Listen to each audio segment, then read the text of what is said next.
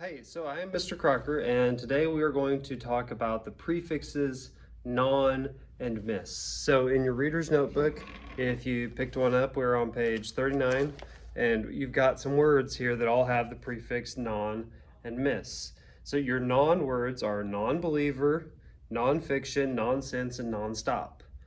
That each of those has a root word. So non-believer has the root word believer, and if you are a non-believer, it just means you are not a believer.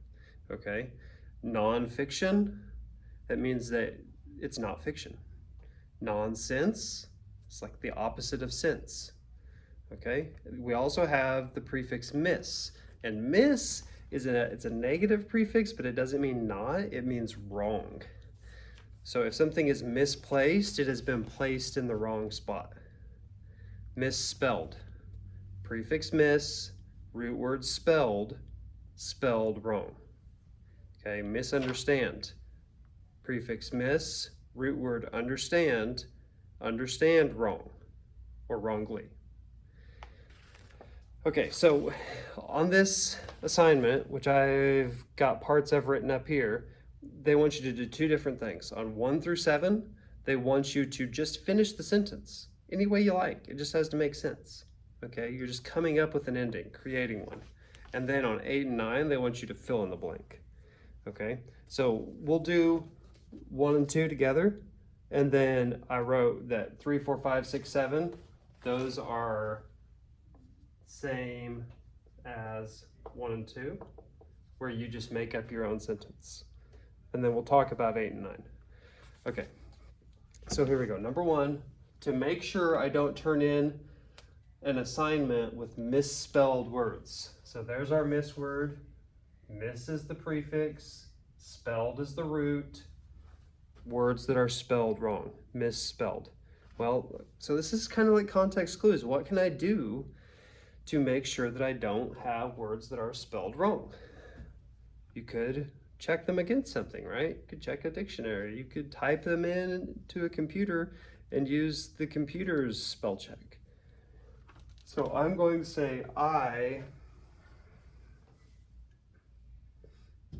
check them with a spell checker.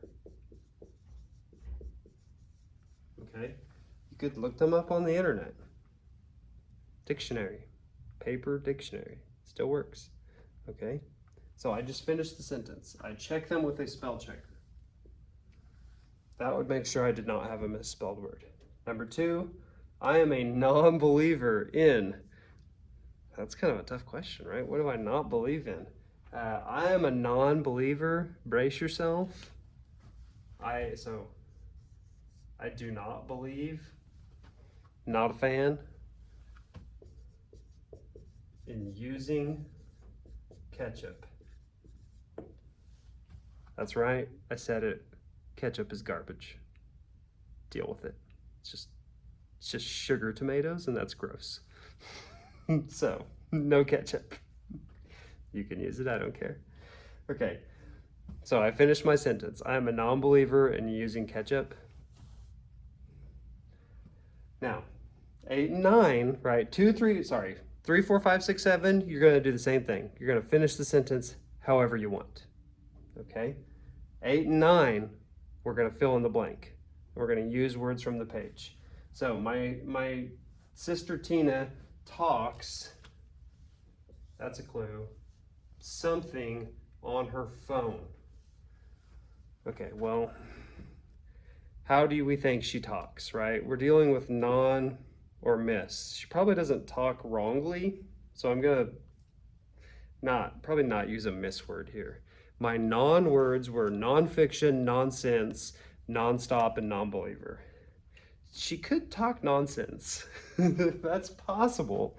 But I think the one that makes more sense here is the word that just means that she doesn't stop. She talks and talks and talks. So you can put a word here that means not stopping or opposite of stopping. Okay? Then the last one, my dad thinks that buying a new school bag every year is I think, new school bag every year.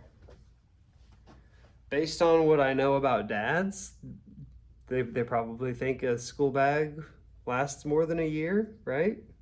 If you take care of it, if you're not dragging it on the ground behind you. So I'm gonna go with that other word that we almost used here. He thinks that it doesn't make sense. It is the opposite of sense.